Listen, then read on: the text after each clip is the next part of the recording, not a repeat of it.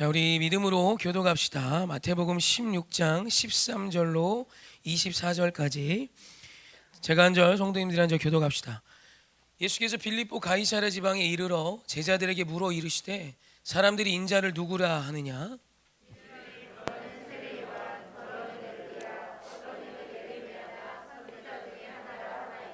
이르시되 너희는 나를 누구라 하느냐?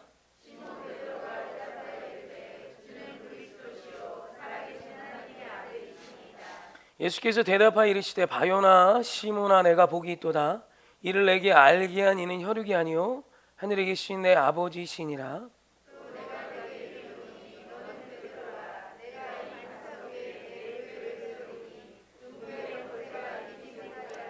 내가 천국 열쇠를 내게 주리니 내가 땅에서 무엇이든지 매면 하늘에서도 매일 것이요 내가 땅에서 무엇이든지 풀면 하늘에서도 풀리리라 하시고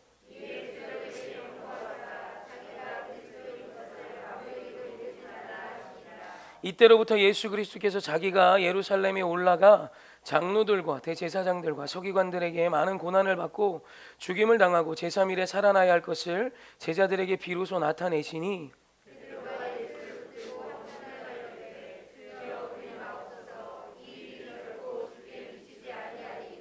예수께서 돌이키시며 베드로에게 이르시되 사탄아 내 뒤로 물러가라 너는 나를 넘어지게 하는 자로다 내가 하나님의 일을 생각치 아니하고 도리어 사람의 일을 생각하는도다.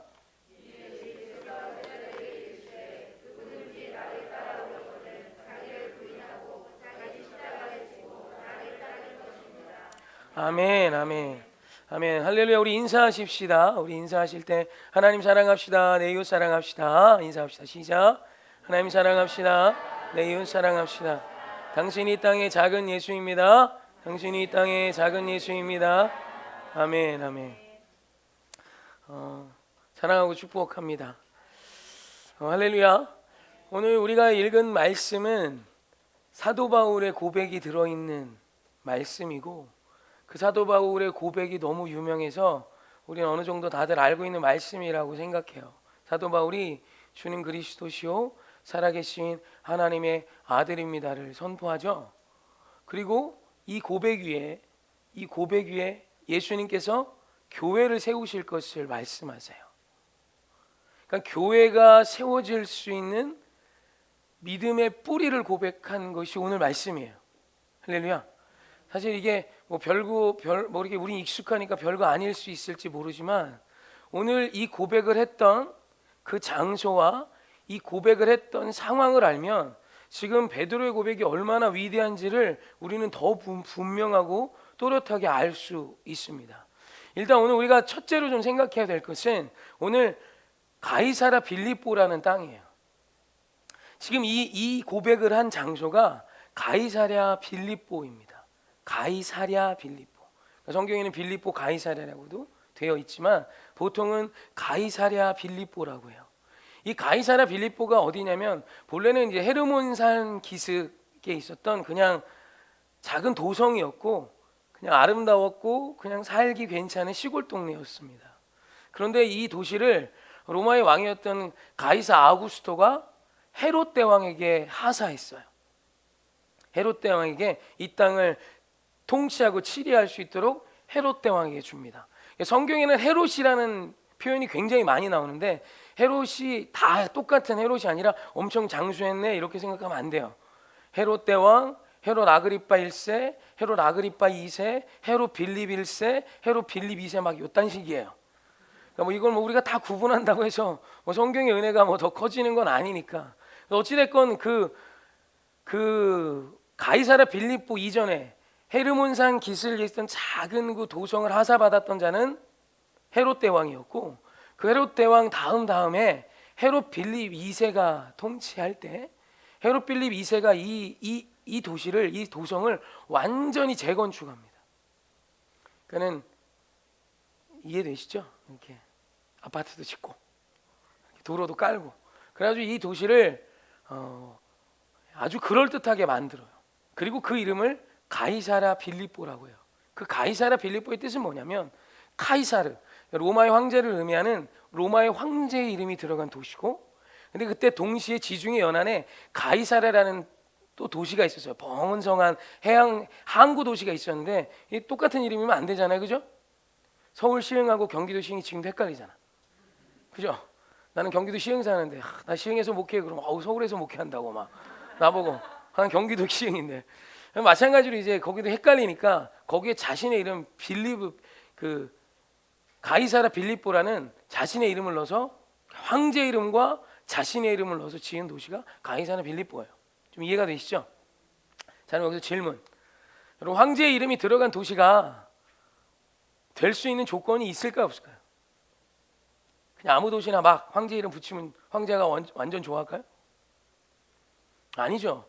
황제 이름이 붙으려면 최소한 두 가지의 조건이 충족돼야 돼요.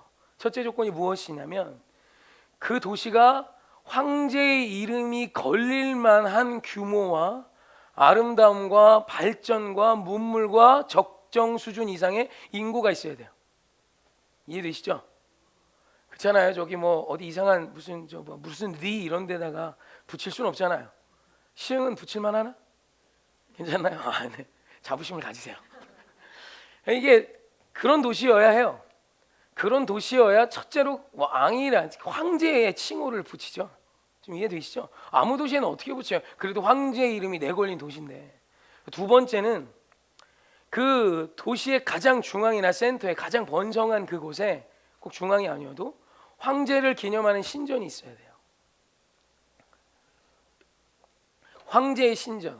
황제는 로마의 황제는 신이었죠. 로마의 황제는 신적 권위를 가진 자입니다.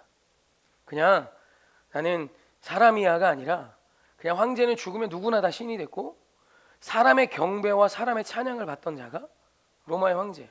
그가 바로 카이사르예요. 이해되시죠? 자, 그럼 한번 생각해 보세요. 왕의 신전이 가이사라 빌립보 중앙에 있다 합시다. 그리고 그에 걸맞는 왕의 영광, 황제의 칭호가 어울리는 황제의 위대함이 막 도시 곳곳에 장식되어 있었겠죠. 여러분, 로마는 미적 가치를 굉장히 많이 추구했던 곳입니다. 그래서 그냥 도시를 디자인해도 그냥 이게 아니라 조형물이 엄청 많았어요. 우상의 의미를 담은. 근데 그 조형물 중에 대부분은 황제를 기념하는 조형물이었죠.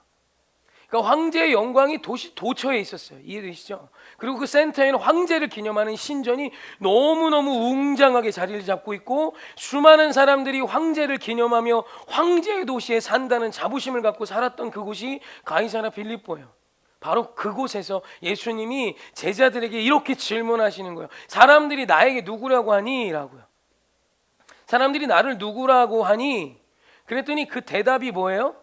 어떤 이는 세례 요한, 더러는 엘리야, 또 어떤 이는 예레미야, 또 더러는 선지자들 중에 한 분이라 이야기합니다 라고 고백하는 거예요. 여러분, 이게 언뜻 듣기엔 칭찬 같아요. 그래도 선지자잖아, 엘리야잖아요, 그죠? 엘리야 알죠? 세례 요한이잖아요, 그죠? 광야에 외치는 소리 세례 요한. 사람이 난 자 중에, 여자가 낳은 자 중에 최고 으뜸이란 평을 받은 세례 요한. 그런 자와 비견됐으니 위대한 어떤 칭찬 같지만 한번 생각해 보세요. 그래도 너는 위대한 건 사실이지만 신은 아니라는 거예요. 여러분, 황제가 신으로 추앙받는 도시 한가운데서 수많은 사람들이 그 예수님의 기적과 이적을 보며 예수님을 칭찬해요. 저분은 세례 요한 혹은 엘리야 혹은 예레미야 혹은 선지자 중에 한 분이지. 이 고백이 칭찬이 아니에요. 어찌됐건 너는 위대하지만 로마의 황제 다음이야. 사람의 경배를 받거나 참신일 수는 없지라는 고백이 있지요. 이해되세요? 근데 이 고백 앞에 예수님은 그들의 고백 앞에 전혀 피드백하지 아니하시고 이렇게 또 곧장 물으세요. 너희는 나를 누구라 하느냐? 너희는 나를 누구라 하느냐? 그때 막 모두가 그죠? 갑자기 질문하면 당황하잖아요. 그죠? 이현진 집사님, 사과가 뭐예요? 당황하잖아. 먹을 줄 알지 이게 뭘까라고 생각을 하면 어려워요. 수박은 뭐예요? 이게 과일일까요? 채소죠. 수박은 과일이에요? 나무에서 나진 않잖아. 어려워요. 이게 쉬운 문제가 아니에요. 당장 막 당황했겠죠. 근데 베드로가 즉각 이렇게 고백해요. 주는 그리스도시요 살아계신 하나님의 아들입니다 라고요. 여러분 이건 무슨 의미냐면 베드로가요 그냥 막 지금 즉흥적으로 지어낸 게 아니냐 뭐 즉흥 삼행시 요딴 게 아니라 마음에 품고 있었던 거예요. 내가 오늘 섬기는 예수님은 그리스도시지, 해답, 정답, 구원자, 길과 진리, 생명이신 그분이시고, 그분이 누군지 알아? 그분은 하나님의 아들이야. 곧 신이시지. 로마의 황제, 그분보다 더 위에 계신 위대하신 하나님이시며 우리의 진리고 길이고 생명이신 능력이신 우리의 하나님이셔, 구원자셔라는 고백이에요. 여러분 이게 얼마나 위대한 고백이에요. 그 고백을 가이사라 빌립보에서요. 한번 생각해 보세요. 그 도시 중앙에 13명의 남자가 모여 있어요. 예수님과 12제자. 여러분 예수님의 모습이 어땠을 것 같아요? 여러분 남자 13이 여기저기 돌아다니며 기거하며 사는 그 꼬라지가 어떨 것 같아요? 뭐 우리는 뭐 성경 속에 있으니까 12제자와 예수님 뭐 왠지 멋있어 보이고 뭐 최후의 만찬 보면 막 그럴듯해 보이고 그죠? 예수님 막 겁나 훈남이고 그죠? 이사야 53장 봐요. 흠모할 게 아무것도 없으시대.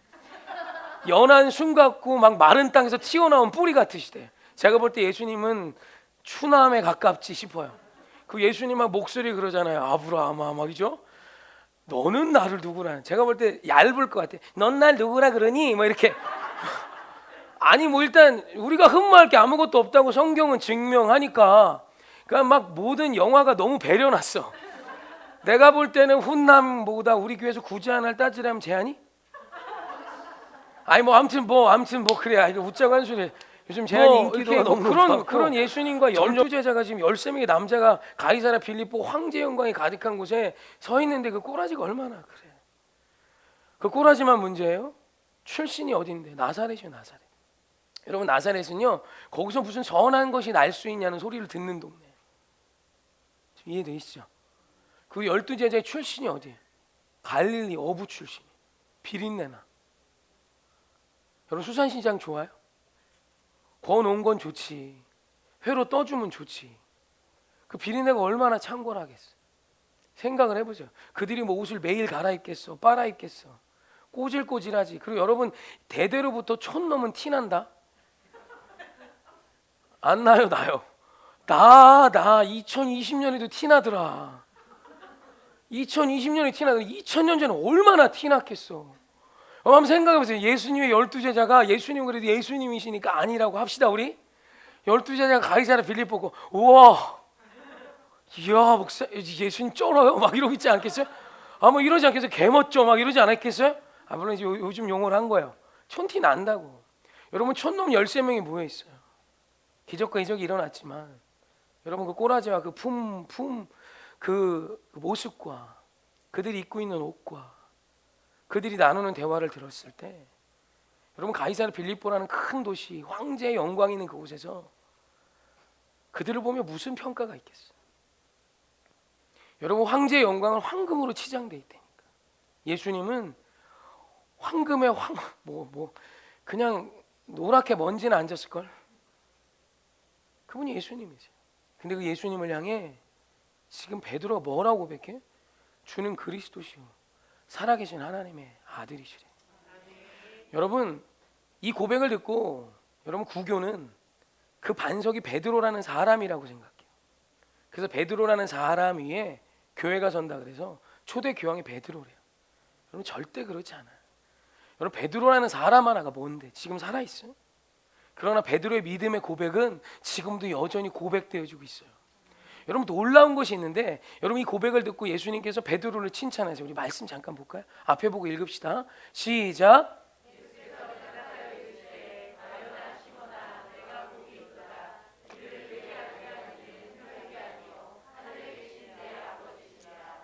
또 내가 내게 이르노니 너는 베드로라. 내가 이 반석 위에 내 교회를 세우리니 은부의 권세가 이기지 못하리라. 내가 천국 열쇠를 내게 주리니 내가 땅에서 무엇이든지 매면 하늘에서도 매일 것이요 내가 땅에서 무엇이든지 풀면 하늘에서도 풀리리라 하시고. 아멘. 여러분 제가 생각하기에 성경 66권을 제가 나름 공부했지만 이거보다 더 큰 칭찬을 받은 사람이 누가 있나 싶어요. 여러분 천국의 열쇠를 받았어요. 지금 베드로가. 이해되세요? 네가 땅에서 매면 하늘에서 매인데 네가 땅에서 풀면 하늘에서도 풀린대요. 할렐루야. 그리고 심지어 그 베드로의 고백 위에 하나님이 교회를 세우신대요. 그리고 그 고백을 뭐라고 표현해요? 반석이라고 고백해요. 할렐루야. 여러분, 이게 정말 위대한 고백이에요. 여러분, 너무 놀라운 건 이 반석 위에 선 교회가 가진 능력이 나와요. 앞으로 갈까? 18절 한번 읽어봅시다. 시작. 또 내가 내게 이르노니 너는 베드로라. 내가 이 반석 위에 내 교회를 세우리니 은부의 권세가 이기지 못하리라. 아멘. 이제 저를 보십시다. 여러분, 오늘 이 믿음의 고백 위에 선 교회에 주시는 능력이 있어요. 그게 뭔지 알아요? 은부의 권세를 압도할 수 있는 힘이에요. 은부의 권세가 쪼갤 수 없는 힘이 어느 교회냐면 아무 교회나가 아니라 이 믿음의 고백 위에 선 교회예요. 오늘 이 한국 땅의 교회가 왜 흔들흔들 거릴까요? 건물이 현찮아서? 사람이 없고 재정이 없어서? 설마 100년 전 한국 교회만 할까? 그런데 왜 흔들거릴까요? 주의 종도도 멋진 슈트를 입고 주님의 말씀을 전할 때 좋은 스피커에, 저도 이거 쓰고 있잖아, 그죠? 이거 150만 원짜리야. 내가 이런 걸 끼고 있다니까. 우리 오해기 코딱지만한 교회도 여기 이렇게 있고 사람들이 코로나도 이렇게 막 모여갖고 예배드리고, 할렐루야. 100명, 10,000명 조그만 데게 모여갖고 이렇게 예배드리고 있는 상황인데, 여러분, 교회 상황이 도대체 뭐가 안 좋은데, 근데 왜 교회가 세상이 흔들거려요? 세상을 바꿔야 할 교회가 세상으로 인해 변화되고 있어요. 변질되고 있어요.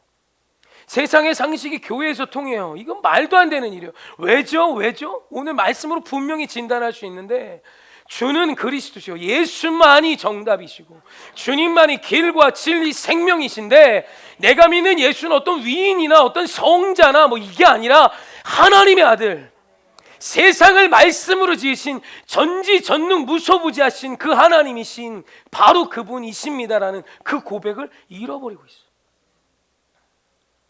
사랑하는 성도님, 이 세상의 어떤 논리나 세상의 어떤 가치보다 오늘 십자가의 가치가 더 크게 보이는 믿음의 눈을 사모하세요. 여러분, 교회는 이 믿음에 선 것이에요. 이 믿음 무너지면 교회 건물이 아무리 위대해도 그 교회는 흔들거릴 수밖에 없어요. 왜? 음부의 권세가 탐할만 하거든. 오늘 내 가정에 왜 위기 있을까? 학벌, 재정 아니에요. 오늘 이 믿음이 있으세요. 오늘 이 믿음이 있는 가장으로 서 계세요. 여러분, 염려하지 마세요. 가정은 최초의 교회라 그랬어요. 할렐루야. 하나님께서 아브라함을 부르시고 아브라함의 가정을 최초의 교회로 부르신 거예요. 여러분, 그 교회가, 그 가정이 건실하게 설 수 있는 것, 사단의 어떤 권세도 탐할 수 없는 능력과 권능을 가질 수 있는 그 능력은 바로 저 사도 베드로가 고백했던 그 고백이에요. 예수님만이 길과 진리 생명이세요. 오늘 나의 문제 해결책이 예수 안에 있어요. 할렐루야. 오늘 이거 꼭 믿으시고, 그 예수님은 좋은 사람 아니에요. 하나님과 동등됨을 취해야 되는 하나님이신 그분이 나를 위해 이 땅에 오셨고, 나를 위해 죽으셨고, 나를 위해 부활하셨고, 나를 위해 다시 오실 거예요. 여러분, 이 믿음 위에 가정을 세우시고 자녀를 키우시고 교회를 세워 나가십시다. 여러분, 이 믿음이 있으면 잠시 고난 지나가는 것이고 그 고난을 통해 소망이 연단이 이루어질 거예요. 할렐루야. 아멘이시죠? 저는 이 말씀을 준비하는 심장이 막 떨리는 거죠. 우리 오해교회가 승리하는 길은 복잡하지 않아요.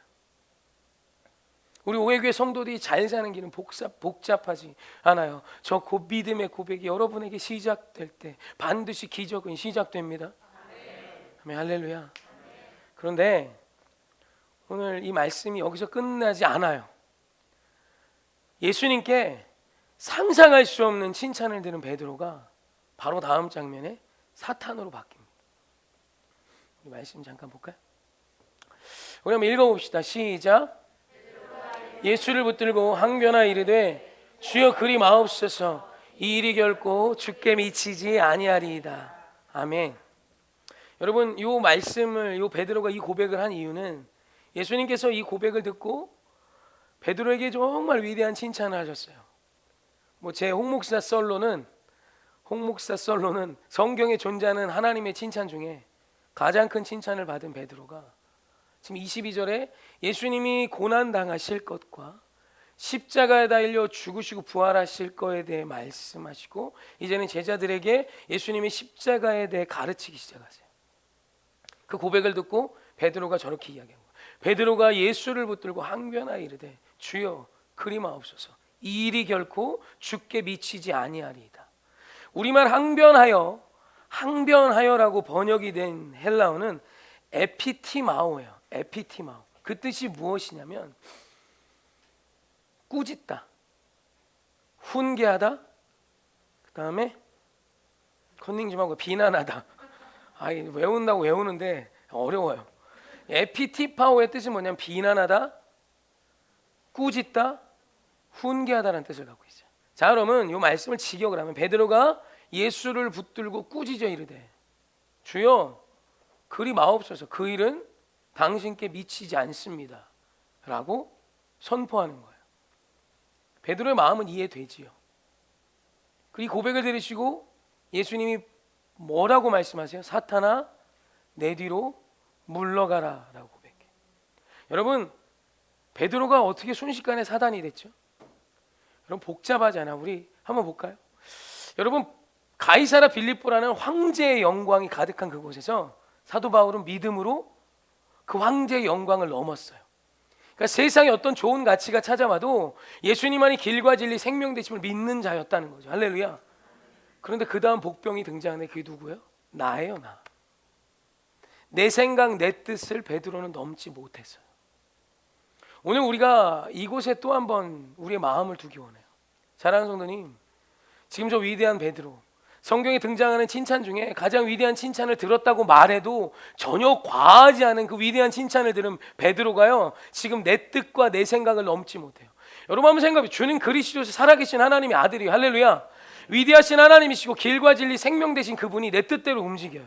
그분이 길이에요? 진리예요? 생명입니까? 여러분 한 치 앞도 모르잖아요. 5분 뒤에 무슨 일이 일어날지 아세요?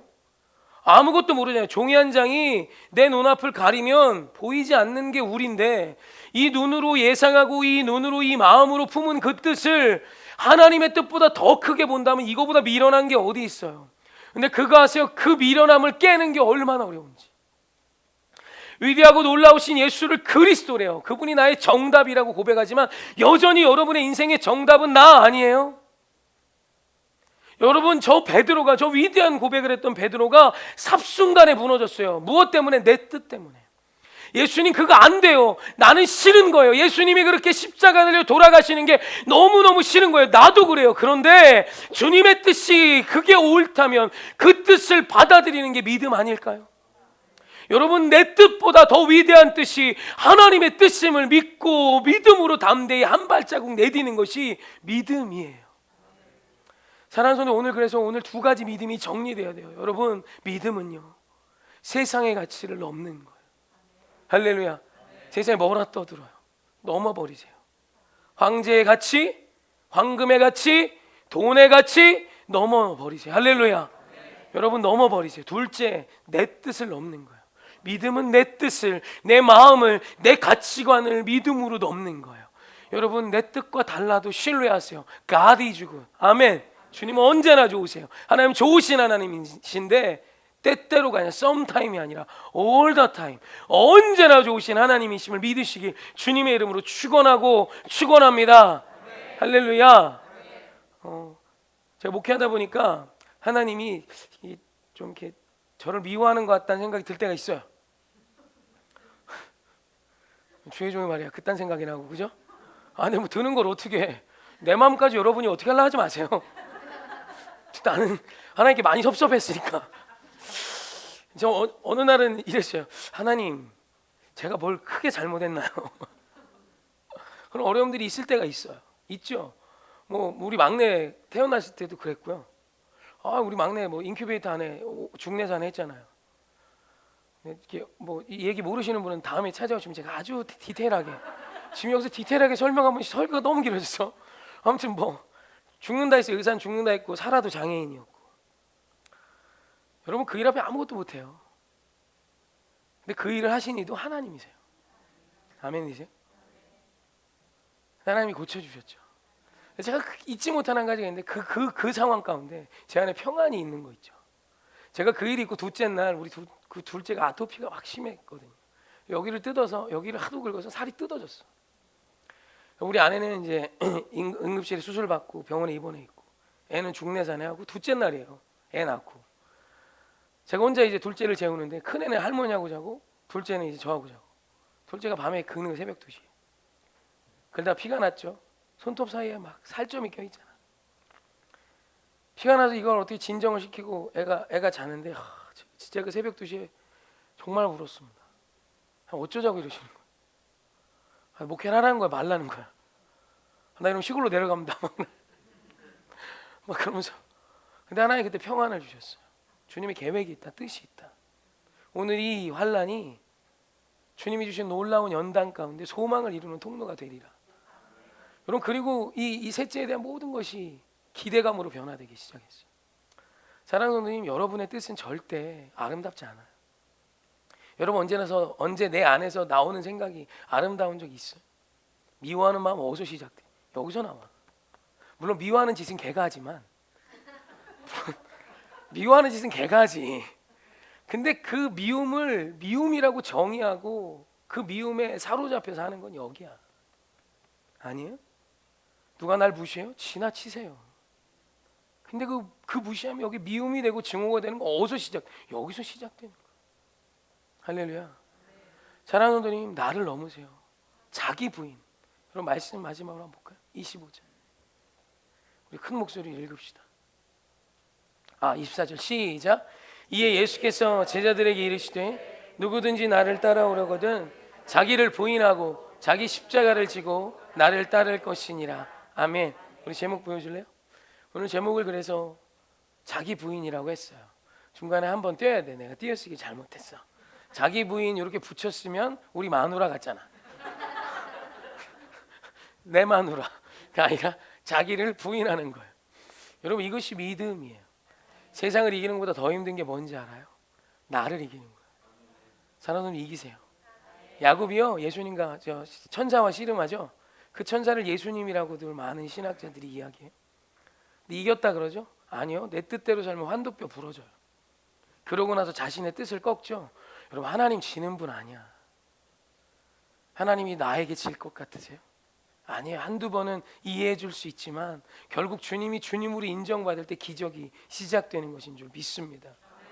오늘 예화 한 가지 말씀드리고 싶어요. 한 목사님의 이야기예요. 이 목사님이요, 큰 사업을 하셨어요. 사업을 하셔서 돈을 꽤 많이 버셨답니다. 얼마를 벌었는지는 이야기하지 않았는데 이런 이야기를 했어요. 자기가 매일 도박을 했는데 매일 술 마시고 방탕하며 도박하다 새벽 2, 3시에 집에 들어가는데 하루에 3천, 4천씩 잃어도 전혀 문제 없을 만큼 돈 벌었대요. 짱이죠. 그죠? 하루에 3천, 4천 이상은 버는 거 아니야, 사업을 하고. 근데 이분이 죄종으로 부름을 받았어요. 이런저런 스토리가 있죠. 그것도 다 못 얘기해드려요. 궁금하면 찾아오세요. 근데 뭐 다 못 얘기해드려요. 그러다가 목회자가 되고 신학교를 졸업하고 이제 목사 안수를 받고 이분에게 무슨 마음이 들었냐면 통장의 잔고, 통장에 돈을 모으지 말자는 마음이 든 거야. 주님이 너 쓸 거 미리 하시고 예비하시지라는 믿음으로. 그래서 이분이 아내와 함께 이야기한 거예요. 아내분은 더 대단합니다. 여보, 이제 우리 앞으로 통장에 돈 모으지 마십시다. 그랬더니 사모님이 네 그러더래요. 네. 그리고 그 다음에 하는 말이 뭐냐면, 근데 여보 고민이 하나 있네요. 뭔데요? 이제 사모님이 하는 거예요. 고민이 하나 있죠. 뭔데요? 우리가 지난 25년간 버었던 적금이 다음 달에 나오는데 다음 달에 만기인 거예요. 25년을 분 적금이 하필 그 얘기를 하고 난 그 다음 달인 거예요. 그럼 여러분 한번 생각해. 25년 전이면 사업할 때잖아요. 규모가 꽤 컸겠죠. 금액이 얼마인지 말씀하지 않으셔서 모르지만 25년 적금을 분 거예요. 근데 그게 하필 그 얘기를 하고 미리 귀뜸이라도 해줬으면 한 달 뒤에 얘기했지. 어느 누가 그렇게 얘기했어요. 그 얘기를 딱 듣고 이제 목사님도 잠깐 써야 되나? 쓰고 싶다 이 마음이 들더래요. 근데 믿음으로 고백했는데 주님의 뜻이 있겠지. 다 고백하고 아내가 그랬더니 여보, 이왕 말 나온 거, 이왕 고백한 거 하나님이 주신 마음인데 그냥 이 돈 안 그래도 가난하고 어렵게 신학 공부하는 친구들이 많다고 내가 들었는데 우리 그 신학교에 기증합시다. 그래갖고 신학교에 기증합시다 그랬더니 이 아내가 뭐라 그래요? 네 그래요. 또 짜증나죠 여러분, 그죠? 나하고 왜 이렇게 달라? 뭐 아무튼 네 그래요. 그래서 그 신학교에 그 돈 뭐 수억이 넘겠죠. 그 돈을 드린 거예요. 그리고 이번에 이제 월급 350, 400 받는 이제 목회자로의 삶을 사는 것이죠. 그리고 그분이 이런 이야기를 해요. 하나님께서 신학교에 이제 입학하는 이제 막 20살, 그죠? 뭐 늦깎이에 입학해도 24, 5. 어쩌면 이 적금이 부어지기 시작할 때쯤엔 태어나지도 않은 아이들. 그 아이들이 25년 뒤에 자라 신학교에 들어갈 때 돈이 없을 아이들을 위해 25년 전부터 나를 통해 예비하셨다는 거예요. 여러분, 이게 믿음이에요.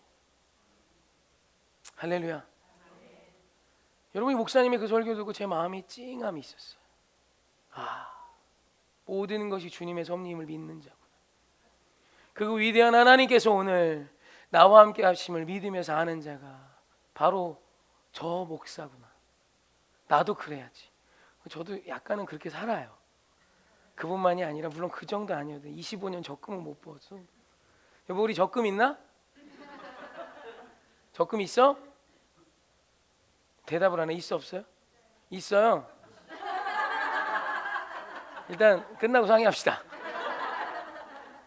있는 거 알고 한 거 여러분 웃으라고. 있는 거 알아요. 주택부금 분 거 있어. 월 5만 원씩 얼마 되지도 않아. 얼마든지 드릴 수 있어. 뭐 그걸로 한 그 몇백밖에 안 되는 거 드릴게. 필요하면 줄까 내가. 드릴 수 있어요. 중요한 건 한 가지 또 예화가 있어요. 한 목사님이 다리에 장애를 갖고 태어나셨어요. 미국에서 이제 한인 2세로 살다가 주의종으로 부름을 받은 거죠. 미국에는 신학교에 딱 들어가는데 신학교에 입학하는 첫날 이런 사모함이 생기더래요. 주님, 이 다리 고쳐주시면 제가 복음이 필요한 자에게 더 빨리 뛰어갈게요. 그죠?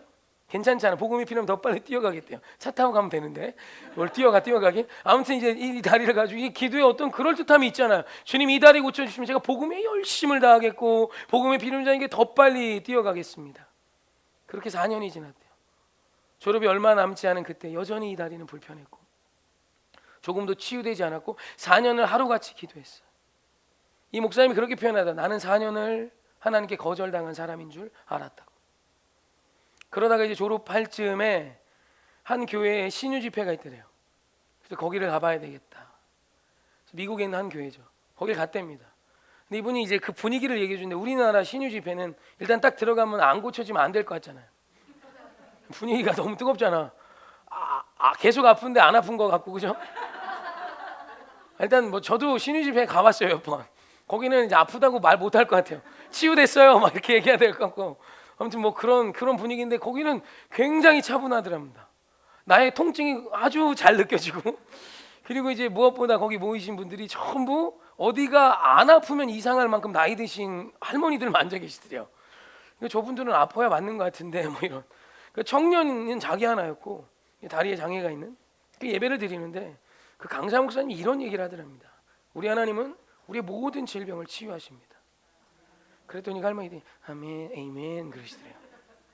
그 다음 말이 이런 고백이었어요. 치유되지 않은 건 우리에게 믿음이 없기 때문입니다. 믿음이 있으면 하나님은 모든 질병을 고쳐주십니다. 그렇게 이야기한 거예요.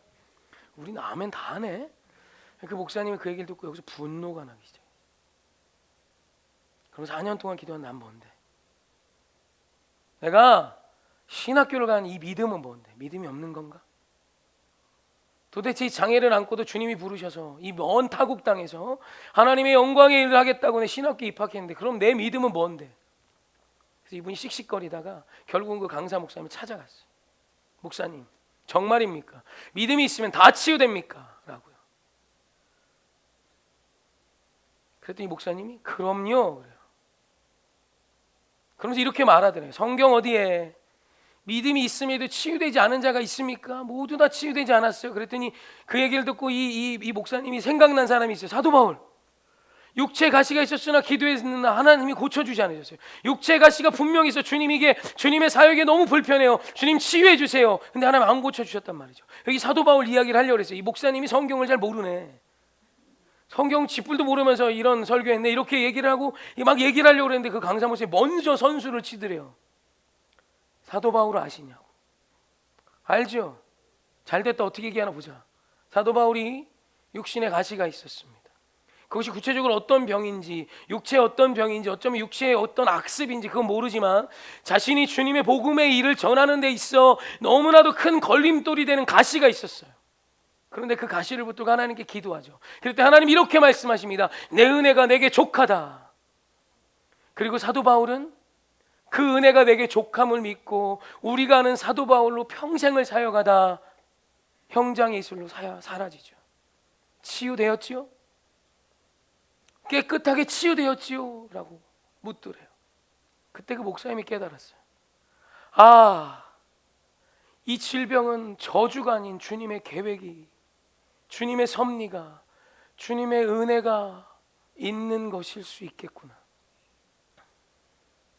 사도 바울이 그 육신의 가시가 얼마나 불편했겠어요. 그런데 주님은 그 은혜, 너에게 그 은혜가 족함을 말씀하셨죠. 그랬더니 사도 바울은 믿음으로 주님, 나를 부인했어요. 내 뜻을 내려놓고 하나님, 주님의 뜻이 그렇다면 저는 이 모습 그대로 주님의 영광을 위해 주의 일을 행하는 자 되겠습니다라고요.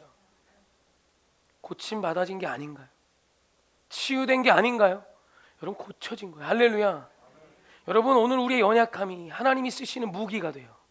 나의 약함을 통하여 하나님은 강한 자를 부끄럽게 하시는 하나님이세요. 혹시 나에게 부족함이 있으세요? 괜찮아요. 그 상처 입은 치유자가 되어 이 마지막 때 하나님의 영광을 위해 살아가는 주님의 뜻이 나의 뜻보다 앞서는 믿음의 백성이 되십시다. 여러분, 예수 믿는다고 오늘 우리의 상처가, 우리의 마음의 상처가 깨끗이 잊혀질 것 같아요? 그런 거 없어요. 알지만 그 상처를 끌어안고 믿음으로 일어나는 거예요. 할렐루야. 그리고 나와 같은 상처를 입은 자에게, 가정에 상처가 있는 자에게 위로할 수 있는 진정한 믿음이 우리 안에 있는 거예요. 하나님은 당신을 있는 모습 그대로 쓰기 원하세요. 그렇다고 안 고쳐주신다고 생각하지 마소서. 또 치유가 필요한 자에겐 치유가 임해요. 그러나 그것만이 간증이 아니에요. 저도요, 너무 길어지네. 이 얘기하고 마칠게요. 저도요, 가난에서 벗어나려고 우리 집 부자 좀 되게 해주세요라고 제가 딱 한 20년 기도한 거예요. 나의 부자는 물질의 부자였는데 물질의 기준으로 보면 나는 지금도 가난해요. 진짜로. 근데 지금은 영적으로는 부자야. 하나님이여 그 응답은 진작에 하셨어요. 하나님이 내게 주시고자 원하셨던 부자는 단순히 돈 몇 푼의 부자가 아니라 진짜 예수로 충분한 부자로 만드시기 원하셨고, 지금 이 앞에 선 이 홍 목사는 그런 부자예요. 할렐루야. 이 정장이 얼마짜리인지 알아? 이게 85만 원짜리예요. 물론 80% 세일해서 사긴 했지만 때깔이 다르잖아. 다 하나님 먹을 거, 입을 거, 마실 거 너무 좋게 주세요. 배 나온 거 봐. 아, 이게 줄질 않아. 여러분, 이게 믿음이에요. 잘하는 손들이 믿음은, 다시 정리합시다, 세상의 가치를 넘는 거예요. 할렐루야. 넘으셨어요? 넘으세요. 둘째, 믿음은 나를 넘는 거예요. 할렐루야.